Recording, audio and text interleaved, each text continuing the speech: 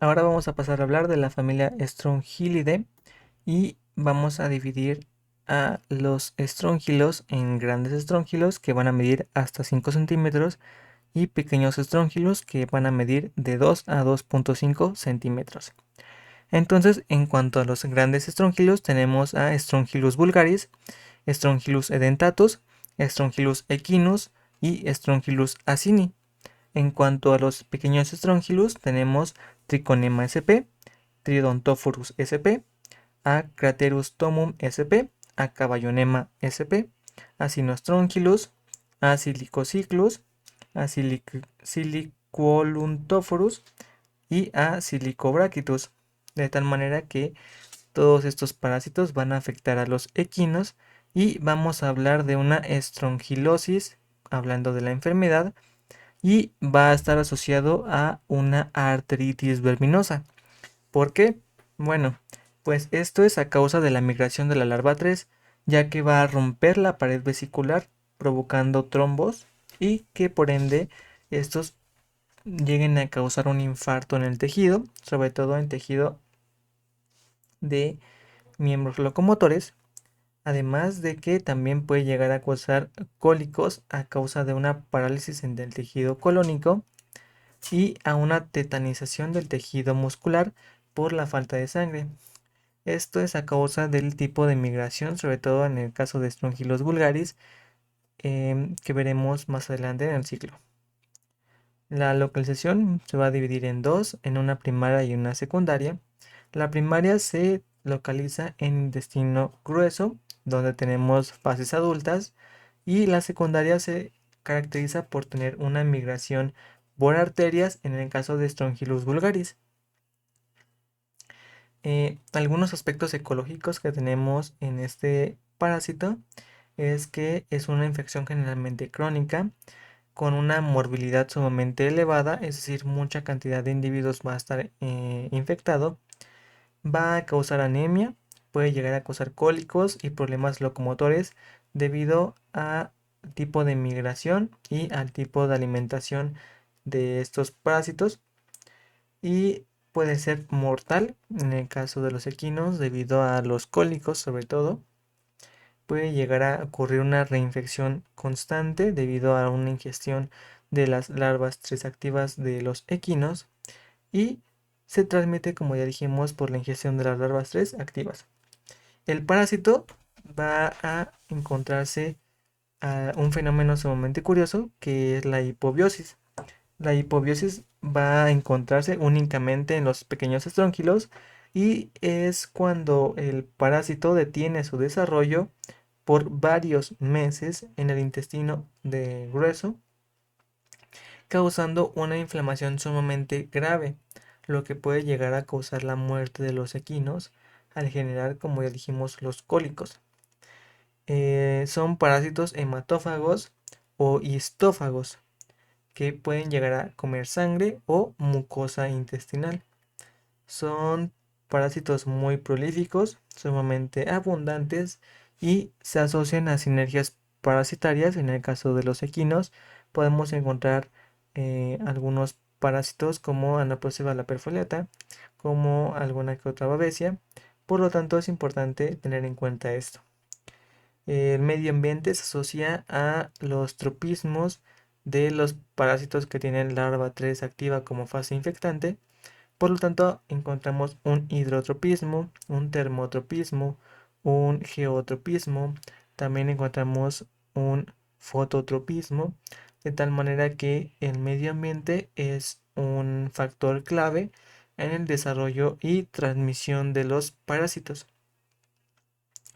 La fase infestante va a ser la larva 3 activa y la larva 1 y la larva 2 van a comer bacterias, ¿de acuerdo? Sin embargo, la larva 3 va a retener la muda de la larva 2. Esto básicamente provoca que la larva 3 ya no pueda seguir comiendo, pero se vuelve altamente resistente ante la desecación y ante pues los cambios de temperatura sumamente bruscos. De esta manera tenemos que la larva 1 y la larva 2 tienen que comer sumamente en cantidades sumamente grandes para que la larva 3 pues no muera de hambre. Estas fases infestantes generan un riesgo constante para los equinos y pueden llegar a contaminar el alimento, que generalmente puede ser el forraje o la hierba que coman al momento de salir a pastorear o que estén en un ambiente libre. Además, tenemos algo sumamente importante y es que dijimos que esos parásitos van a ser hematófagos, por lo tanto, poseen un conducto de la glándula esofágica que va a producir anticoagulante para que la sangre pueda seguir fluyendo y no se coagula al momento de la alimentación de estos parásitos. Ahora bien, vamos a pasar a hablar del ciclo biológico. En el ciclo biológico vamos a empezar a hablar en el caso de Strongylos vulgaris y aquí tenemos algo curioso. La hembra parásita va a producir huevos blastomerados. Estos huevos blastomerados van a ser expulsados en materia fecal. A pasar 3-4 días se va a producir la larva 1 activa que va a comer bacterias en una gran cantidad debido a la expulsión en materia fecal. La materia fecal, recordemos, tiene una alta cantidad y densidad de bacterias, por lo tanto es un sustrato esencial para el crecimiento y el desarrollo de los parásitos. Entonces, la larva 1 activa va a comer bacterias en una gran cantidad, va a mudar posteriormente a una larva 2 activa, que igualmente va a comer bacterias para poder desarrollarse, para poder mantenerse viable. Posteriormente va a mudar hacia una larva 3 y esta larva 3, como dijimos, va a retener la muda de la larva 2, por lo tanto no va a poder alimentarse. Entonces su único papel es desplazarse vertical y horizontalmente según los tropismos característicos que ya vimos. Van a ser ingeridos por parte de los hospederos susceptibles. Estos o estas larvas 3 van a migrar desde el intestino por las arterias mesentéricas craneales hacia llegar al endocardio. En el endocardio va a mudar a larva 4, posteriormente va a mudar a larva 5 y aquí va a ocurrir un retorno a la aorta que van a llegar o va a llegar, mejor dicho, hacia las arterias cólicas y posteriormente vamos a llegar a terminar en el colon. Además, tenemos algo sumamente importante y es que al momento de que ocurre este retorno a la aorta, puede llegar a pasar una migración errática. Esta migración errática puede causar que el parásito termine en la arteria pudenda, en la arteria femoral, en la arteria braquial, en la arteria renal o la arteria mesentérica. Por lo tanto, la localización de este diferente tipo de venas, de arterias, va a implicar un daño en la pared vascular, generalmente asociado a una arteritis verminosa y a una falta de irrigación sanguínea de los diferentes órganos o miembros involucrados en esas arterias. Además que, como mencionamos, la migración puede llegar a causar trombos cabalgantes que van a dar lugar a trombos vesiculares y al final un aneurisma. ¿Qué es un aneurisma? Bueno, es el estrechamiento de las arterias por parte de la presencia de los parásitos. Esto fue en el caso del Strongylos vulgaris. Pero ¿qué pasa en el caso de Strongylos equinos? Algo sumamente curioso. Entonces, em, todo va a ocurrir igual hasta la ingestión de la larva 3, es decir, la larva 1 come bacterias, la larva 2 igual come bacterias, la larva 3 retiene la muda, ocurre un desplazamiento vertical y horizontalmente y va a ocurrir una ingestión de la larva 3.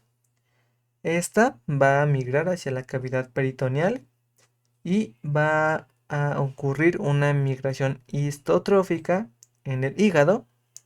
Aquí va a mudar a larva 4, va a salir del hígado, se va a dirigir hacia el páncreas, generando una inflamación, una pancreatitis.